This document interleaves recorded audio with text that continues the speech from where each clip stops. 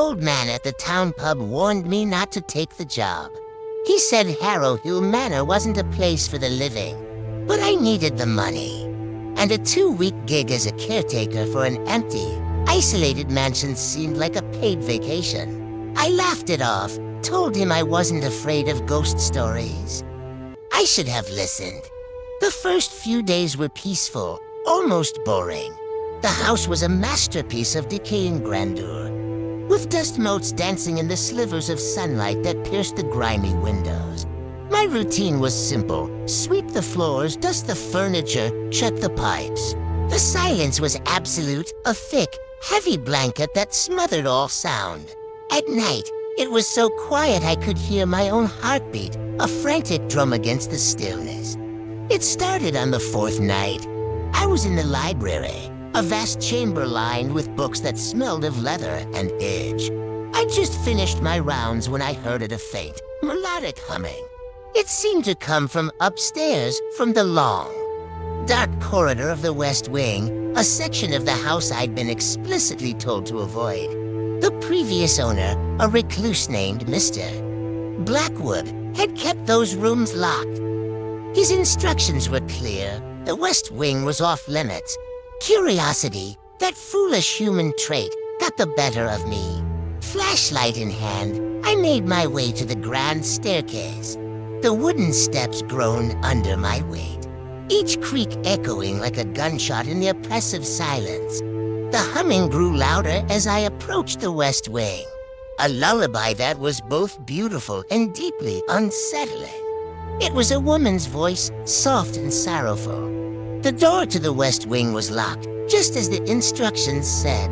But as I reached for the knob, it turned slowly, silently on its own. The door swung open, revealing a hallway plunged in darkness. The air that flowed out was stale and cold, carrying the scent of dried flowers and something else. Something metallic and vaguely sweet.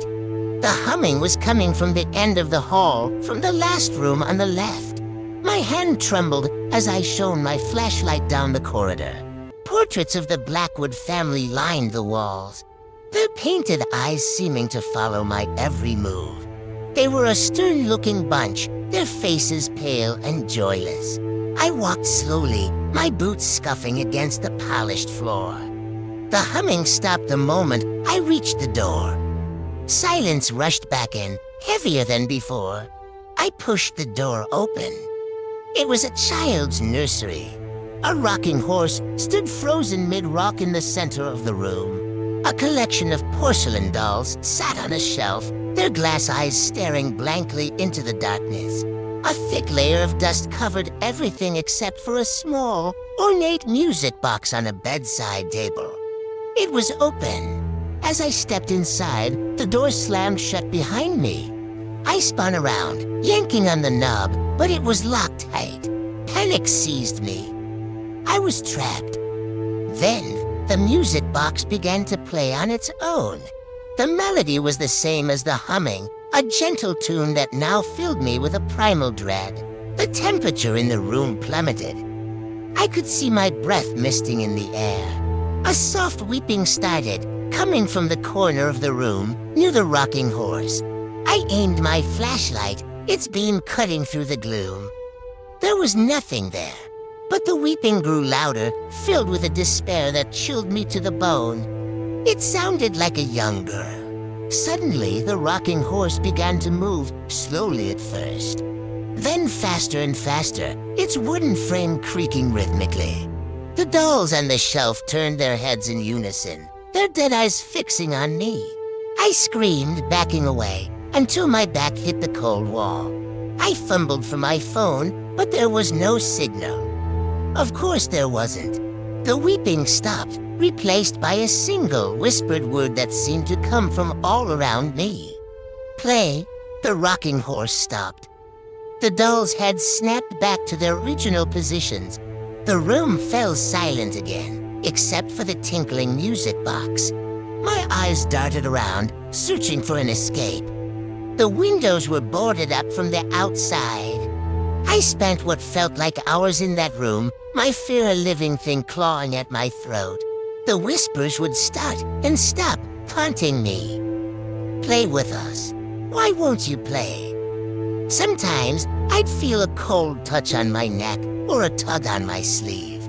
The rocking horse would start moving again, a silent invitation. I stayed pressed against the wall, too terrified to move, my flashlight beam shaking. As dawn approached, the first rays of light filtering through the cracks in the boards, the activity ceased.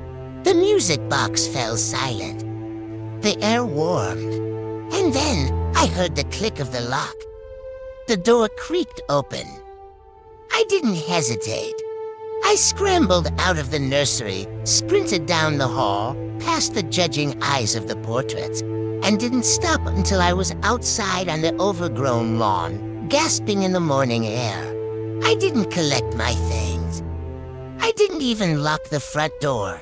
I ran from Harrow Hill Manor and didn't look back. I drove until the sun was high in the sky, stopping at the first town I found. I never got paid for the job, and I didn't care.